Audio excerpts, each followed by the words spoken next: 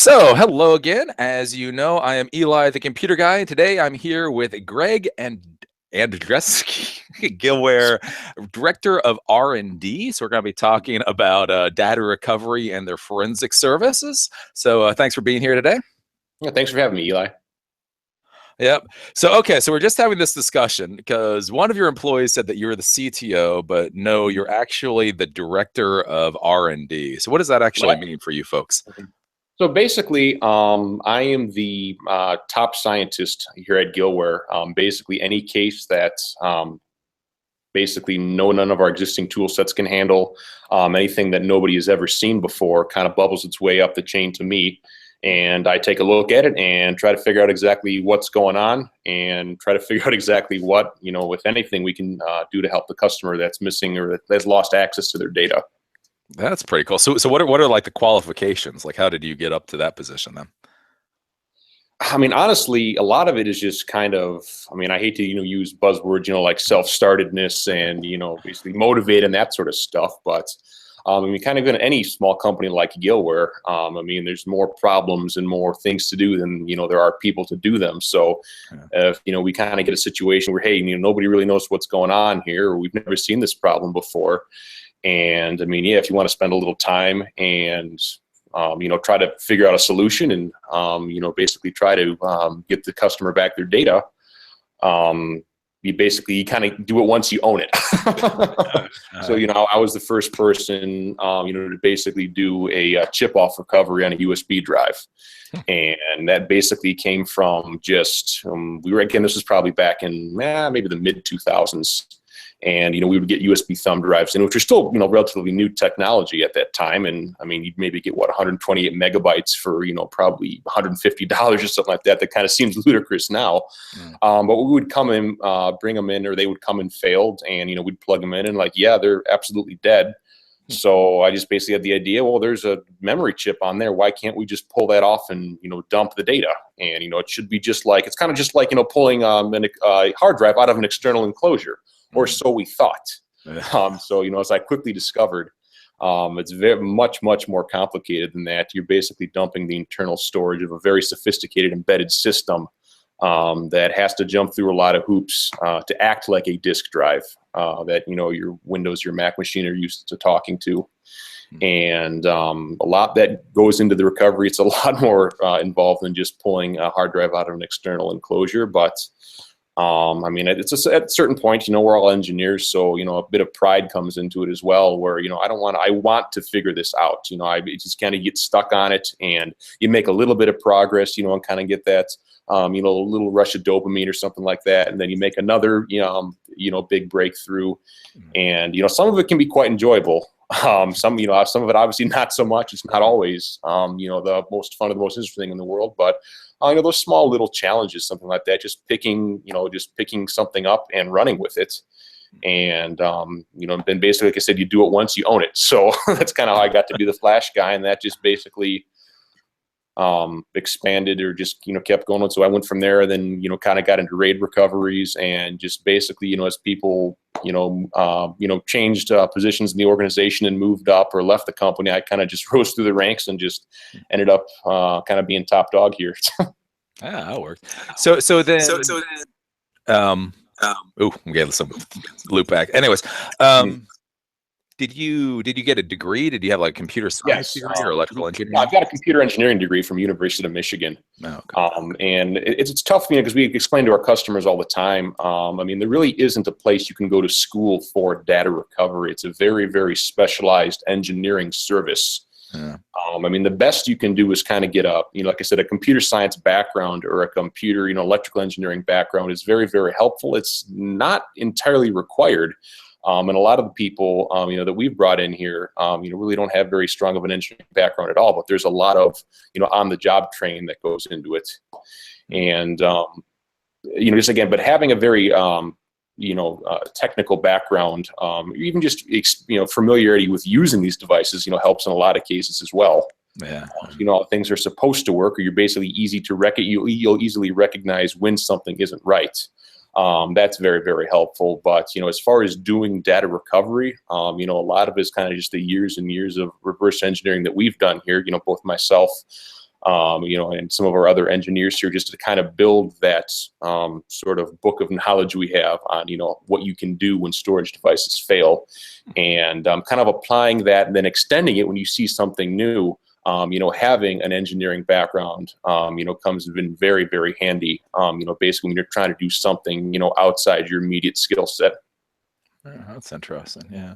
So then with that, did you plan to get into data recovery? Like what was? I did not actually. Yeah. Okay. I kind of, again, my cousins actually, Brian and Tyler Gill, were the ones that started the company. And oddly enough, it was a failure that started the company. I believe my cousin Tyler was in school at University of Wisconsin at the time.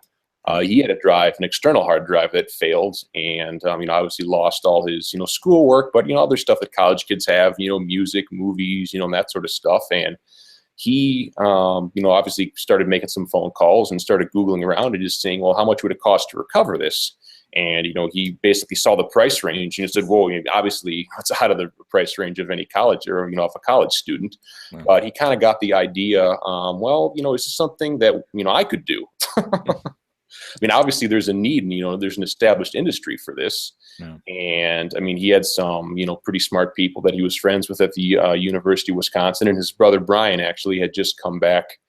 He was out kind of for the end of the .com boom on the West Coast there. So he'd actually moved back to Wisconsin kind of once the bubble burst, and they were actually living together. They rented a house on the west side of Madison. And so he basically kind of pinged his brother and said, hey, is this something that, we could maybe do? And it kind of just snowballed from there. I think they were able to, I don't even remember what the exact problem was, but it was probably something pretty simple because, a couple of very technically savvy guys, with some help from some very technically savvy friends, were able to figure this out and say, hey, can we maybe, make a little extra money on this kind of as a side venture? And it just really just kept going and going from there. And, now we've probably got about anywhere between 40 to 50 people working for us between the recovery lab and the forensics lab. Wow, that's pretty impressive. Because when I had the consulting shop, I looked at the whole data recovery thing because it is so expensive. But it seemed like a real pain in the ass to get started. Like I figured it was going to be about $20,000 to $30,000 of upfront, and that's why I decided not to. Was it easier to do back then, or? I would say it was, just because the devices. I don't want to say they were so much simpler, but it was the capacities again. You maybe.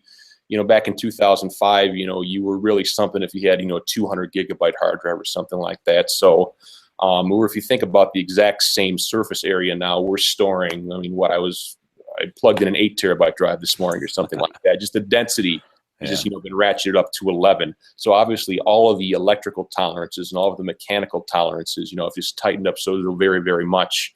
And, it's much more difficult to get drives to accept replacement parts. And there's a lot more you have to do. The device firmware itself, the software that runs the drive has also grown exponentially, to account for these higher capacities and tighter tolerances. So, I would say, yeah, absolutely. Now the learning curve is much, much steeper, unfortunately, than it was, when we got started about 10, 15 years ago. Okay. So do the hard drive manufacturers and the storage manufacturers, do they help you now? Because that was one thing I looked into, was at least back then, it was very difficult to get any spare parts. And one of the problems they said was even when you find the exact same model number, because the argument is, okay, you go to eBay, but they said even when it's the same model number, it wasn't necessarily the same hardware inside. Exactly. Again, they're sourcing components, obviously second sourcing from a variety of different vendors. And, they're making little tweaks, kind of, day to day when they're manufacturing the drives that, are going to lead to incompatibilities and things like that. And, again, what the drive actually is under the covers, isn't always a one-to-one relationship with the model number that it gets sold on, at retail. And as far as our relationship with the manufacturers themselves, we have a very tepid relationship with the drive manufacturers. They understand our need to exist. They understand that we serve a purpose, but they're very uncomfortable with the level of understanding we have as to how their devices work. That's kind of like their secret sauce. That's, their, what is it, 14 herbs and spices or whatever from Kentucky Fried Chicken. And they recognize our need to exist. They will, help basically give us a tiny amounts of assistance every now and again. But, as far as, whether or not we're able to call up and say, hey, we need a head stack for a Western Digital 3200 AVS or something like that. Unfortunately, our relationships, aren't that strong. And it's tough to blame them too, because, basically when you're looking at it from a pure business sense, as a manager at Western Digital or, an executive at Western Digital, are you really going to, it's hard to justify devoting engineering resources to helping a recovery lab, because most of the time the person that you're trying to help isn't even your customer. That drive came out of a Dell, or that came out of, an HP or something like that. So your customer, most of the time they're not even aware, like Ed, what most people, I would say probably maybe about 30% of the people we talk to have no idea what a hard drive is. And so we kind of have to walk them through it like, okay, well, you're gonna need a Phillips head screwdriver, and we're gonna have a little bit of fun here. So, turn your laptop over, and it's about this, the size of a deck of playing cards, and that's your hard drive. So, just the drive manufacturers are just so focused on trying to stay ahead of their own competition and get their next generation of drive out the door. It's very tough for them, to make a case to devote any engineering resources to look in the rear view mirror and, help a recovery lab, with a drive that they made 2 years ago or something like that. That's interesting. So then with that, there's been a lot of push for like these right to repair bills, the right to actually be able to repair electronic equipment. You may not get help, but do you ever get pushback from the manufacturers where they actually try to stop you from doing whatever it is you're doing? They wouldn't try to stop us. I've never actually had, a manufacturer, ever received a cease and desist or anything like that from a drive manufacturer. We've had some pretty tense conversations where we're trying to, basically we actually were involved with a special interest group in an organization called SNIA, the Storage Networking Industry Association or something like that. And it was kind of a platform to basically try to start a dialogue between recovery labs, and particularly forensic labs as well, and device manufacturers. And we kind of basically have reached an impasse, really, because a lot of the technical information that we're asking for, the manufacturers have kind of flat out said, like, yeah, we can't share that, unfortunately. It's just not something, that we're going to be able to disclose. And wow, kind of petered out at that point. Yeah, that's interesting. So then so Gillware, you're saying you guys are about 50 employees now? Mm-hmm. And then where are you at in the world? We are located in Madison, Wisconsin. So everything is done. That's where our lab is, and all of our technical sales folks are right here under the same roof in Madison. So, oops, there goes the lights. Okay. I actually, I figured I had to find the service manual for that motion sensor, and I disabled the one in my office. I got sick of it turning off every half hour on me. If I'm not like doing jumping jacks or something. But yeah, everything's we're on the west side of Madison, probably about, I don't know, maybe 3.5 miles from the university. So, that's really nice as far as, recruiting goes. Yeah.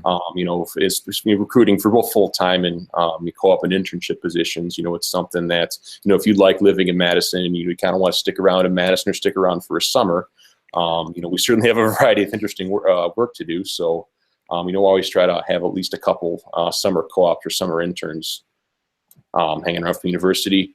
But yeah, Madison's a great area. Like I said, I went to school in Ann Arbor. So Madison and Ann Arbor, are both, both college towns, but, I like it just because there's kind of more to the town than just the college. They're kind of a town in and of themselves where, a lot of universities you go to, it's the school and not a whole lot else. So it's the right size too. My sister lives in Chicago, so, and that's easy to kind of get lost and overwhelmed in there. So, Madison, our downtown's probably about maybe 8 square blocks or something like that. So.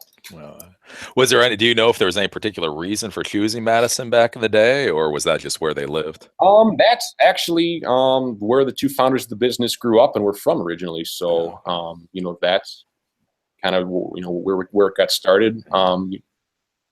It's basically, where they called home at the time. And, it seemed just because the business just kind of once it got started and started taking roots, our cost of operations here, Madison, if you look at, our cost of doing business in Madison versus somewhere on the West Coast, it's a night and day difference. So,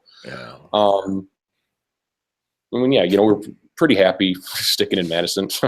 Yeah, that's cool. So with your employees, when you bring them on, is it mostly then like an internal training program? Do you just find somebody with the quote unquote right stuff and then train them up, or are you Exactly. A looking lot for? of it's an Yeah, attitude thing. If yeah. you said, if you've kind of got that stubbornness, Okay. you kind of like enjoy solving puzzles, or you enjoy the challenge of trying to figure something out.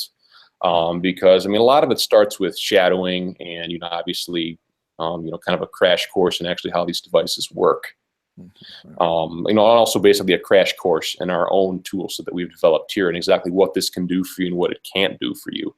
Um, so then, it's basically, as for getting started, we try to give you like a very good foundation of, kind of, these are the common problems we see, and these are the, common techniques we can use to get around them. Yeah. But from that, it's really kind of up to the individual. Like, all right, well, do you, want to put some extra effort in and try to figure something out that nobody else has a solution for, and that sort of thing. And if you're the kind of person that, like I said, enjoys that challenge, enjoys, finding solutions to something that nobody else, has a solution for, you fit in really, really well, probably at Gillware and any other smaller engineering lab. Oh, interesting. So then, with any employees that come on you, come to you, is this something that's good for their career path, or is it a bit of a cul-de-sac for their career? Like, Well, I'm thinking about the skills you're talking about. I can see you doing well there, but how does that transfer to we any? worry about that, quite a bit as well, especially, for ourselves getting pinholed, also our pigeonholed rather, Yeah. our employees as well. So we try to give people, pretty well-rounded skill sets. I mean, obviously, there's only so many jobs you can get, repairing hard drives and swapping magnetic head stacks. But part of that you also learn to do, surface mount component rework. So that's obviously a skill set, that can transfer to different jobs. And if you are a programmer, there's a lot of it basically involves developing solutions for a specific problem. Well, here's what's going on with this file system. These pieces of information right here, are corrupt, or a lot of times these pieces of information, the area on the drive where they live isn't able to be recovered for one reason or another. So you're going to need to basically design a solution or write a program to work around that.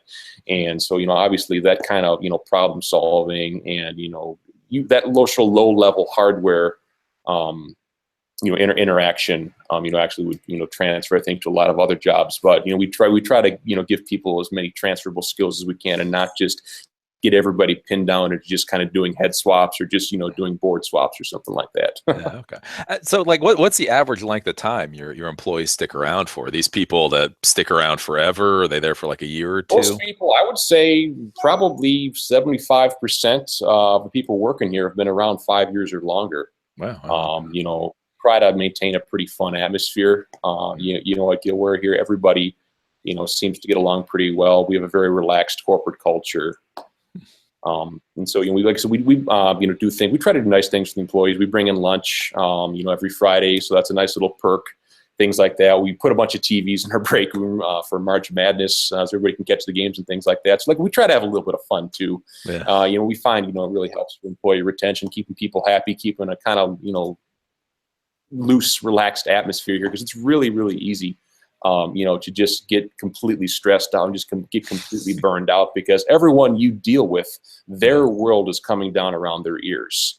It's a full-on crisis mode. So when you just basically, everyone you talk to just has that level of stress and has that level of anxiety, it kind of transfers to you. And sometimes, you just need to go let off a little steam, maybe watch a little basketball. That works. That works. So with that, I guess, I mean, when you are dealing with everybody being stressed, do Mhm. you force people to go home? Do you say you've got an 8-hour day, it's 5 o'clock, you gotta go? Or if they just sit there and drill into it, are they there for 18 hours at a shot?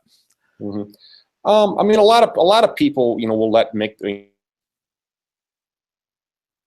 Oops. Oh, damn you, Windows user. Shit. If they Oh, want to oh, oh, maybe oh, come. are you there? Oh, Yep. Okay. Did you sorry. lose me there for a minute? Yeah, yeah. You Mhm. totally blanked out for a second there. Yeah, so I Mhm. was asking about the 18-hour day. Do they work 18-hour days or? Yeah. The reality is, yeah, there are going to be, rare occurrences when, yeah, you're going to need to be here for, 18 hours or 20 hours. I remember when I first got started, I was here, I don't know, probably till about 2, 3 in the morning, just working on one of those cases. And I mean, I didn't want to go home. I'm just like, whatever, like, I'm not going to go home and basically, once it was about a half-hour drive, once I go home, sleep, shower and get back, like, it just didn't make sense. So it was a couple offices ago, we didn't have like any cots or any couches or anything. It was pretty barren. So I actually took a giant bag of styrofoam packing peanuts and just laid it out on the floor and just passed out on that for a couple hours. It was actually surprisingly comfortable, a little hot, but it worked. But yeah, we tend to, allow a bit of flexibility in people's days. Like I said, if you want to come in a little later and stay a little later, or come a little earlier and leave a little earlier, we'll allow for that as long as the work's getting done. Obviously, like I said before, there are times when you're going to need to pull those 18-hour days just because, a customer has selected, as fast as we can go.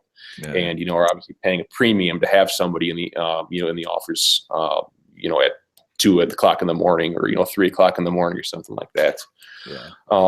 But as far as, you need to take an hour, you want to go out and, just, go to a restaurant or something and have a, sit down lunch, or, you want to go and, go to the gym for an hour or something like that. As long as the work's getting done, we're pretty flexible, with how you want to make your day. Oh. And then, so when the work order comes in for a hard drive recovery, is the person married to that work order? Like, can I do 8 hours and then hand over for another 8 hours and then hand over for another 8 hours, or do I own, or do your employees own that when they accept the work order? Mm-hmm. Well, again, we try to avoid tying any particular case to one particular employee, just in case that person calls in sick or that person has vacation scheduled. So, as a minimum, we try to have at least 2 engineers familiar with whatever's going on with a particular case. Oh, okay. And again, the collaboration helps too as well. Especially if you get into something you haven't seen before, just having a second set of eyes on that, saying, okay, this is what I'm seeing right now. Have you ever encountered anything like this before? This is something just so bizarre, I can't make heads or tails of it. Sit down, just kind of, getting a fresh mindset, can kind of help as well. And honestly, sometimes also just putting something, I hit a wall. I have nothing, I can't think of anything else to do with this. I just need to take a break and, kind of transition to something else and, maybe pick it back up in the morning. And then you're surprised kind of how effective that is, and just wake up, or you'll be in the shower. And, what if I tried this or something like that? It's happened to me at least half a dozen times. That works. And then, like, how competitive are you folks with, like, can you communicate with other, like, if you can't figure something else in-house with programmers, you got Stack Overflow, with IT people, you've got 1,000 different communities. Do you folks communicate amongst each other, or are you kind of like a wall? You don't talk with anybody else in the field? We're very, very competitive, maybe just kind of the nature, of the people that do data recovery. And, obviously we've invested a considerable amount of, reverse engineering and, engineering time to develop these solutions. So the last thing we'd want to do is, have a competitor, get a leg up on us, or, basically share that information, with a competitor just to be nice. There have been times, again, we kind of have relationships with each other, maybe like how the drive manufacturers, have with us, where the drive manufacturers are uncomfortable, with us knowing so much about how their devices work. We're kind of uncomfortable, with, how good these other labs are, and basically we kind of take it as a point of pride being able to do something another lab can't do. There are forums online, particularly there's a lot of commercial tool manufacturers will try to foster collaboration between labs. But I can just say in general, the people that are participating that are usually just the ones getting started. Where you're looking to gain that experience, you're looking, to maybe try to exchange some information and, learn a little bit and maybe share something that you just discovered. But, anytime once, you really start kind of getting into the, serious recovery work, you clam up pretty quick. Oh, okay. Interesting. So do your employees have to sign any kind of serious NDAs, or like when they leave the company? We do, yeah. Yeah. Mm-hmm. We will typically have a non-compete, basically saying you can't jump ship and go work for another recovery lab. I believe it is for 12 months or 18 months or something like that. Just because we don't want them to take with them any sort of techniques that we may have developed at the other lab. Obviously might not have a solution for. Yeah. As far as, then non-disclosure agreements go, we do have we have our SOC 2 auditing process basically, and part of that is limited access to data. So all our employees sign something basically says like you have to have access to customer information in order to check to make sure you've done your job. You can have all the sanity checks in the world and all the tools that are telling you this Word document's good unless you actually open it up and look at it. That's what the customer is going to do. So you do need to do that as well. We take our employees or we take our customers' data security very, very seriously here. We have a very thorough process for sanitizing every case. Every recovery case basically gets put on its own physical hard drive. And then when the case is not actively being worked on, that drive is just sitting disconnected. So we try to mitigate a risk by not having some giant server in the cloud, with just terabytes and terabytes of customer data on it. And then we have a sanitization process that the drive goes through in between cases before it gets recycled that sanitizes the drive, verifies it's been sanitized, makes a record of that, and makes a note of it, and then actually marks the drive as being available to be used for another case. So we try to do everything we can, to keep customers' data secure and to avoid, cross-contaminating, recovery cases. That's another thing we're very, very, concerned with and want to, do everything we can possible to ensure it doesn't happen. Yeah, that makes sense. So then when you start talking about you do data recovery and forensics. So for the people home, then what's the difference between data recovery and forensics? In my mind, forensics is you're kind of more interested in what happened versus actually getting the data. That's kind of how I've kind of made the mental separation myself. Whereas, in recovery, hey, I accidentally, deleted my email database or something like that. I'd like to have it back. In forensics, you might have, well, we had an employee maliciously delete this, email database, and we want to prove it was them. So you're kind of, more interested in the actual mechanics of what happened, versus actually recovering the data. And there's a lot of crossover because, again, the things that you have to do to try to recover something that was, accidentally deleted, the little pieces of information that you pick up along the way, you kind of even have to, even to do the recovery effectively, a lot of times you kind of have to put together a timeline or piece together what happened. So, there's a lot of crossover with the skill set and sort of the techniques that we use for recovery that we are also applicable to forensics. And, for a while, we've probably been doing forensics, just haven't been calling it that. We've got, we've in the past, when basically somebody has, requested us to maybe go a little bit above and beyond with, okay, well, what exactly were you seeing on here? Like, can you put some time frames together? And we've kind of generated in the past one-off reports, for various recovery customers, just giving them a little bit more insight into what exactly happened. So with forensics, that's, obviously comes with the package right there. We're going to take a look at it and, try to get you, everything you'd like to, know about the situation, or try to figure out exactly who did this and how, when and how, and just trying to get. It's all about the process that led up to the deletion, not so much the deletion itself.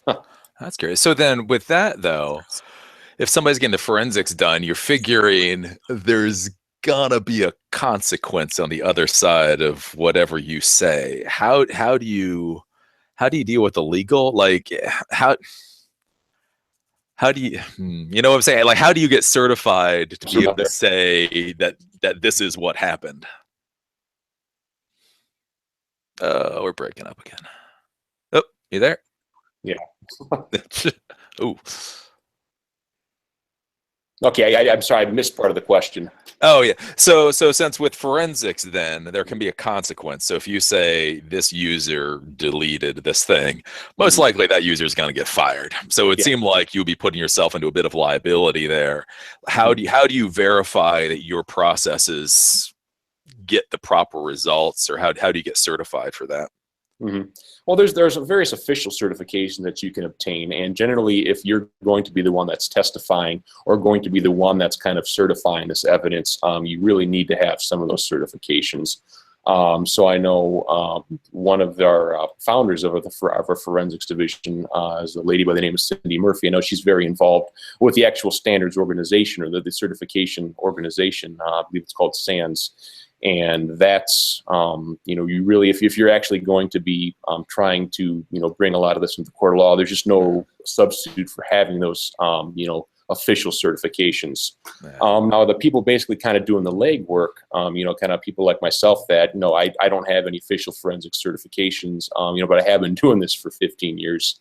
There's a lot of, you can kind of put in the legwork and basically bring that to somebody like a Cindy Murphy and say, okay, this is what I'm seeing, would you agree with that? And then they can actually get it in the form, generate the reports that's going to be, expected to the customer. Oh, okay. Can just the average or the average technician go off and get these certifications, or do you have to work in a shop like yours? I believe it's just mostly study. I don't think you actually, again, don't quote me on this. I'm not sure if you have to have any professional experience. I'm not sure if that factors in or not. It's one thing I'd have to take a look at, but I'm sure it certainly, would help. Yeah. Okay. And then, so you said before, and I actually wrote that down before this started. So you're a SOC 2 Type 2 security audited facility. Mm-hmm. What does that actually mean when I see What it this? means, it basically means we adhere to we do what we say. We actually practice and implement these policies that we outline on our websites. So we have a company that comes in and verifies that the drive sanitization process is working. Okay. That, we actually don't have, we actually have, obviously physical security, protecting the building. Yeah. When we receive a drive, we're following the proper procedures to get that drive checked into our system. The SOC 2 Type 2 auditing basically just says we have a third party verify that we do what we claim in order to protect your data. Oh, that's interesting. Do they fly in from somewhere else? Or does every city have one of these people that'll certify you, or do they come in from?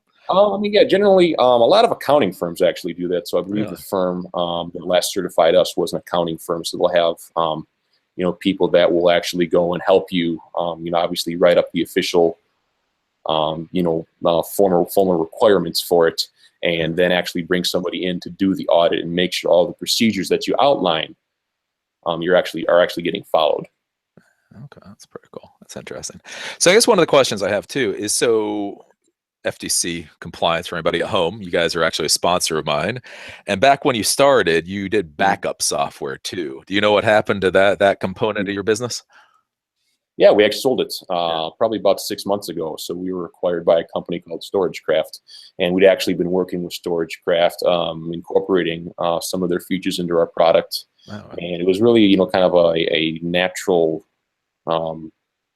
fit. Basically, we had some features that their product was lacking, and obviously their product had a lot of features that ours were lacking. So they acquired us probably about 6 months ago, Oh. and it's actually it's actually it's actually kind of funny because now we get to basically we're pushing backup, but it's not our backup anymore. So we used to say, oh, Gillware backup, it's not Gillware, it's not real backup, or it's out of that. Basically we'd try to push our backup a little more, and now we're okay. Well, actually, yeah, we try to these guys, try with this other companies. So it's a little. We took great pride in that product and basically being able to offer a recovery and a backup solution. So it was sad to see it go, but kind of onward and upwards. So was it just that product that was acquired, or the entire Gillware was acquired? It was that was a separate business division, or it was a separate company that was acquired. So it was just the backup. The Gillware Inc. is the recovery lab, and Gillware Digital Forensics is the forensics company. So those continue to operate as separate independent companies. Yeah, I see.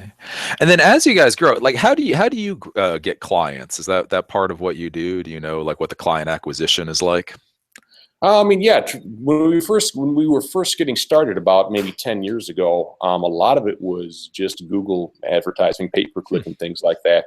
Yeah. As of late, we've tried to get away from that and try to kind of drive some more organic traffic to our website. So we've really focused on trying to generate a lot of good content in our blog, trying to get a lot of useful information out there. Not stuff that's just a blatant advertisement for recovery service, or maybe some, best practices if you're setting up a SAN or you're setting up a NAS or something like that.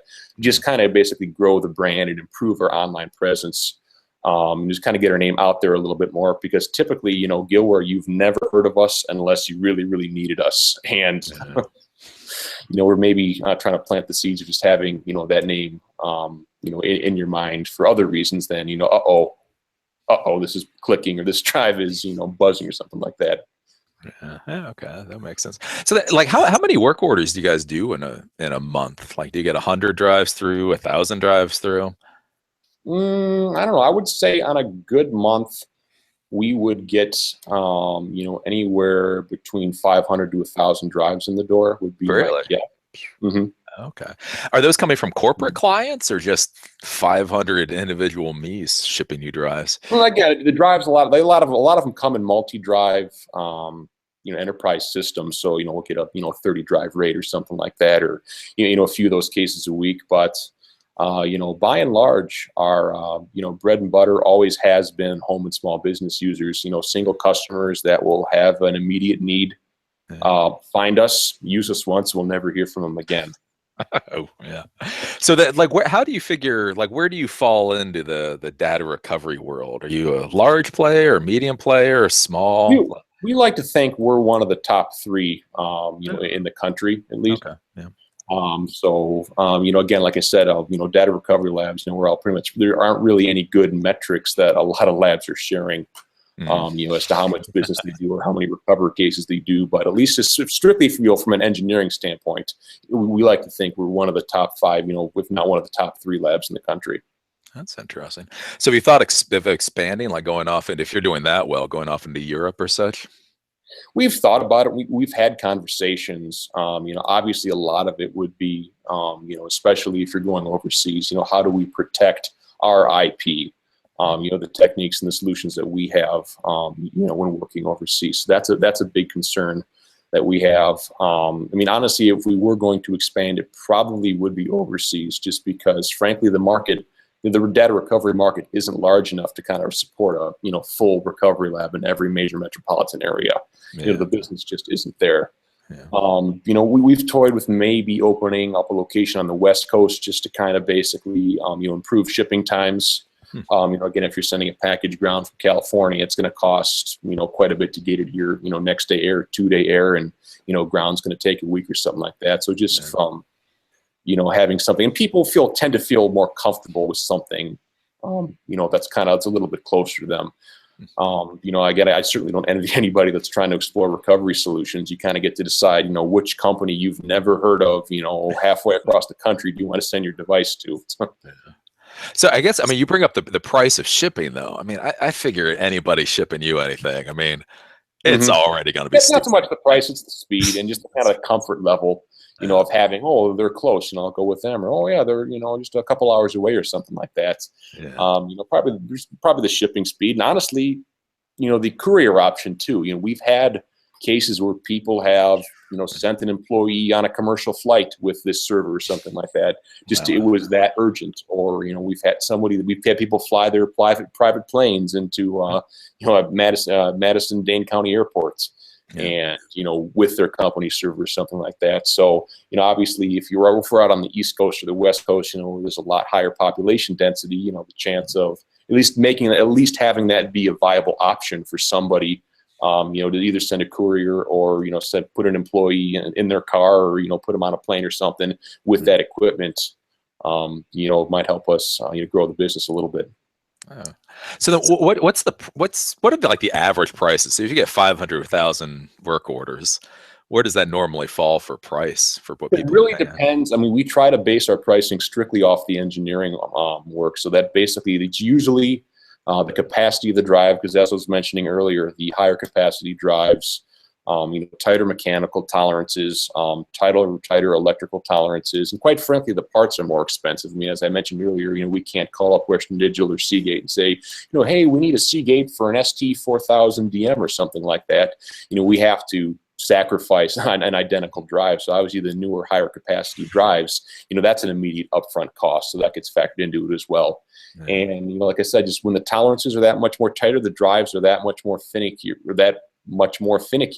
when you're trying to get them to accept replacement components. There's other, adaptives that you have to tweak to try to compensate for, the differences in this when, one set of read-write heads versus another. And then, of course, what exactly you did to it, or what exactly, maybe that's a little confrontational, what exactly happened to the drive?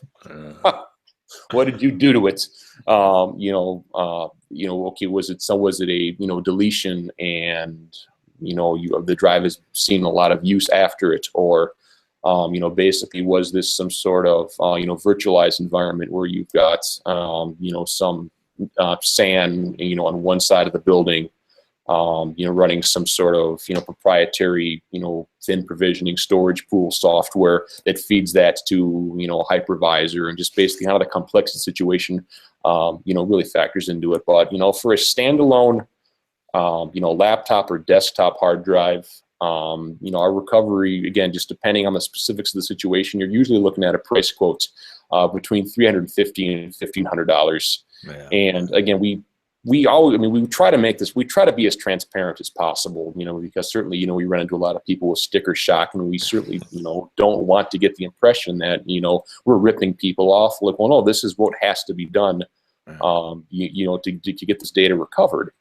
And again, we've tried to just basically be as transparent as possible, with as far as the amount of engineering hours it's going to take, the cost of our replacement parts, and, basically when you put up maybe a, 10 or 20% markup, for us, that's really what you come down to. So we, are very proud to offer free evaluation. We never take anybody's money up front. It's one thing we've always prided ourselves on. If we can't help you, we don't want your money. So, we can even, send out a prepaid UPS shipping label to get the drive into our lab at no cost. And then we give a thorough evaluation to see exactly what's going on and what we can do to help. And at that point, we'll communicate back to the customer, okay, here's a firm price quote, assuming that we're successful in recovering what you're looking for. And success, kind of has, a lot of different faces. Nearly everyone we talk to say, well, just go ahead and get everything. Well, like, okay, well, you really need your Windows page file back, and you really need, and, a lot of times, quite frankly, we have a limited time frame when we will have the drive up and running, or we may get a drive up and running and it never comes back again. So we want to know exactly, all right, if you could only get, a handful of things off this drive, what would it be? Would it be your family photos, or, is it going to be your email database, or, your QuickBooks for your small business or something like that? The more information we have, it really helps us to be a little more effective in actually getting something the customer's going to want to pay for.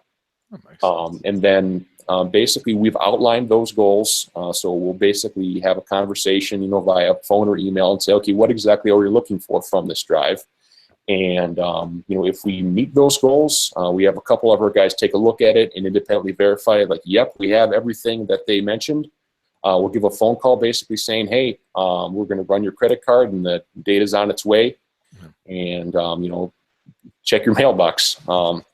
Otherwise, if we did not meet the goals that we'd outlined for one reason or another, we'll actually push a file list to our website that you can actually crawl, and it will show the individual recovery status of each and every file. And so that's obviously a little overwhelming for most folks. They're used to just basically storing things on their desktop. Well, how do I get to that again? Is that under users, or what's your username? I don't know. I just turned my computer on. So we try to avoid that and basically just say, like, yep, we got all of these things that you mentioned. But in the situations when we're not successful, we really put it back on the customer and saying, okay, well, this is what we can do. Do you want to purchase this data? Yeah. Huh. That's pretty good. And then, so with everything moving over to solid state, so you talked about like a flash drive in the past, and obviously the platter drives fail. Solid state's more reliable, but that stuff still fails. Are you able to recover data from solid state, or is that just garbage? It depends very much on the type of solid state drive and exactly what happened, how the drive failed. A lot of solid state drives actually will employ built-in hardware encryption, usually AES 128 or AES 256. Yeah.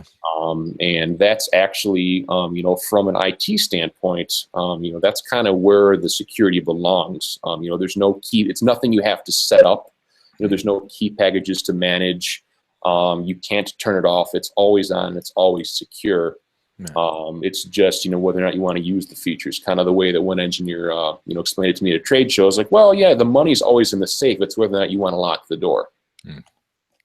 So, obviously, with SSDs, in addition to the built-in hardware encryption, a lot of SSD manufacturers, are kind of, newer companies and weren't traditional hard drive manufacturers. And so they've basically started to design these drives and kind of in the mindset of 2017, where security is very, very important. So they've tried to really tighten up or, close any manufacturing backdoors or any, sort of alternative ways to get at the data, other than plugging it in and typing your password and having the drive unlock. But as a downside to that, that also closes off a lot of avenues for recovery as well. Because things like, diagnostic serial port on the board, that'll be disabled in a production drive or something like that. That would be very, very helpful for us to try to, get that low level technological access to the drive. But for security purposes, you could use that same technological access to get around, a password to get around the encryption. So a lot of drives, like I said, will, for security purposes, they tighten things up as well, but it just makes recovery from those drives all the more difficult, just because, like I said, a lot of those avenues are closed off. So is that a bit of an existential threat for you guys then? As more and more stuff goes solid state and less is platter, is that almost an expiration date on Gillware? Yeah, we're concerned about it. Not as honestly, we don't see the threat as large from solid state as just from the cloud in general. We've had meetings, where we're talking about, like, are people going to store their data locally, in 2020 or in 25? Is anybody going to have, any permanent storage at home, or is everything just going to be in, Google Docs or Office 365 or something like that? A lot of, for a lot of, cell phone and also cell phones too, kind of are another, thing that we've been concerned with, just because people, by and large, a lot of our employees don't even have a desktop or a laptop at home. They have, an iPad, or they have, a Galaxy tablet or something like that. So, and again, a lot of those, I kind of, tend to envision those devices as consumers of content rather than, creators of content. But, people will take photos and shoot movies with them. And a lot of those devices, have cloud storage that either comes with your cell phone provider or, that comes when you buy the device. And it's usually turned on by default. So, basically you have built out of the box backup. If this device fails, is that really going to be the only copy of the data? Like, there's a lot of, people's laptops, have, only copies of data. So the cloud and kind of just mobile devices, we're really a lot more, concerned with, as far as the viability of recovery lab goes moving forward, more so than solid state itself. Because hard drives, they're a solid state media, at least, from all the projections I've seen, is never going to be able to match the, price per gigabyte. Hard drives, if you just need to store a lot of data very cost effectively, hard drives will continue to be your best option moving forward. Solid state, again, it's kind of a balancing act, because solid state, you get the reliability, or the enhanced reliability, obviously from the no moving parts. You get the speed. The speed's a big thing. Yeah. And then, of course, you also get, SSDs can, again, it's not, an apples to oranges comparison, but SSDs can also be a lot more power efficient. Again, there's no motors, whipping those magnetic platters around, 50 to 100 times a minute or whatever. Yeah. So then with that, is there any like target? So since you just sold your backup company, is there another niche that you're looking at getting into? Is there another low hanging fruit that's kind of close to where you folks are already at? Now, the forensics lab is kind of basically where we're trying to transition to right now. Like I said, it's a really rapidly expanding market, especially kind of with corporate espionage. We've got people going from company to company, want to make sure that they're not taking any trade secrets or any confidential information with them. Yeah. And then also you want to make sure that if they do, the company that they're now working for has to have somebody come in and make sure it's gone. And so data sanitization and data spills, and something like that, basically where you have information that is somewhere where it shouldn't be. You need a company that can, not only get rid of it, but also certify and say, yeah, it's gone. So again, a lot of the skills that we developed for recovery, transition really, really nicely into forensics. And we'd hoped that, again, which basically it's about, like as I said, we were having this conversation about, maybe recovery is not going to be a thing. And we were having these conversations back in 2006, 2007, and that's really why we actually started the backup company. And that's why we actually, started the digital forensics, kind of just about making sure that, we're well-rounded enough as an organization so that, if one day recovery, just ceases to be a thing, we still, can keep the lights on here. Yeah, okay, makes sense. So the final line of questioning then is, so you've got a partners program. So what does that look like for people that might be interested? Well, partners program, basically, it's just a relationship that we have with, I would say mostly independent, break fix computer shops, and other kind of managed IT service providers. So it's basically a program that we have where if you encounter a data loss situation that you can't handle, you can refer your customers to Gillware. And there's really two different ways of doing this. A lot of IT professionals will want to handle the case themselves. Yeah. The customers, used to working with them. This is something that they want to handle for their customers. So they'll basically send in a recovery case. They'll pay us, the normal rate that we charge for the recovery case, and then just pass that along to their customers, and of course they're free to mark up their services or add their hourly rate right. On top of that as they see fit. The other model is basically referring customers to us. So that basically you want the customer first of all knows their drive's going to Gillware. We'll be handling all the customer support, we'll be handling all the customer service, we'll be taking payment, we'll be running the customer's credit card. You can refer customers to us, and then we cut you a commission check at the end of the month between 10 and 20%. And there's a couple other, that's determined. It's part of the affiliate program. I think you start at 10%, and there's a couple of other things. Like one of them is, maybe putting your logo or putting our logo on your website will get you to 15%. Or, if you take if you took a backup seminar or, sat through a presentation about our backup, that would maybe go to 20% or something like that. But, just kind of a way to raise the amount of commission you receive on cases. So just basically trying to, and that's another way. You mentioned how we drive business. That's another component in addition to online, basically maintaining relationships with a lot of independent, computer shops and IT providers, that when they encounter cases that they can't handle, they, are aware that our services are available, and, aware that, we can, help your customer out of a jam. You and also make a little money for you as well. But if I send it to you and it stays under my name, though, I don't get any commission. If you as the IT provider, are paying the bill, and we're running your card, and we don't have any correspondence with your customer, you basically just pay the rates that any customer off the street will pay, with the mindset being that you're marking up our services to resell to your customer. So that may have, that's the way I'm familiar with it. That might have changed. I'm not the best guy to talk to. I can go drag one of our sales guys in. You go, oh, no, that's not the case. Or I can just see a bunch of face palms out on the floor right now saying, Greg, why did you say that's not how it works at all? Oh, yeah, that's all. FTC compliance, you are a sponsor, but I do have to say that sounds a little like, that doesn't sound too good right there. Okay. Well, that's interesting. Okay, that's cool. If somebody wanted to be a partner, how many hoops do they have to jump through? Not really. I'm pretty sure it's just, I would imagine maybe 1 or 2 page on our website, and we can send you some brochures and, a rack stand or something like that, just to have some paperwork displaying your shop. And, certainly anybody wants to be a partner, believe me, we'd love to talk to you. Okay, cool. Well, yeah, make sure to tell your people that whole white box thing. I'll pass that along, actually. And again, that might have changed. Like I said, I'm probably lined up outside right now to yell at me, that's not true anymore. Why did you say that? Cool. So the final question, we've actually been talking for quite a bit now. They always want to know, are you hiring right now?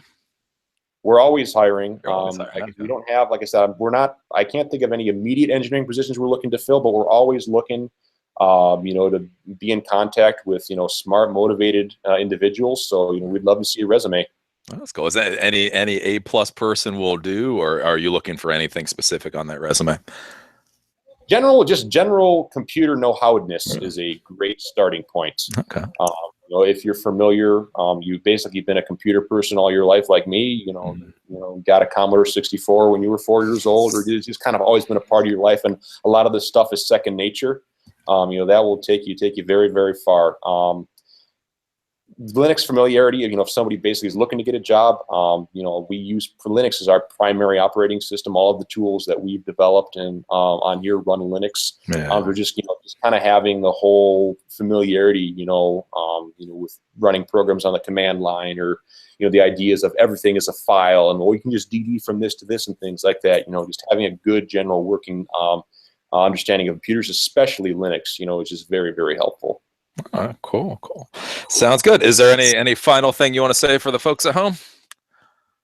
No, I just really appreciate you. It's been great chatting with you. I know we probably went over. We're a little bit over here, but it's been fun. All right, cool. Well, thanks for being here. You stay on the line, and then we'll stop the show. So everybody at home, good talking to you folks. I'll see you at 1 p.m. Eastern Standard Time tomorrow, and we'll do another Coffee with the Geeks on Thursday. See you folks.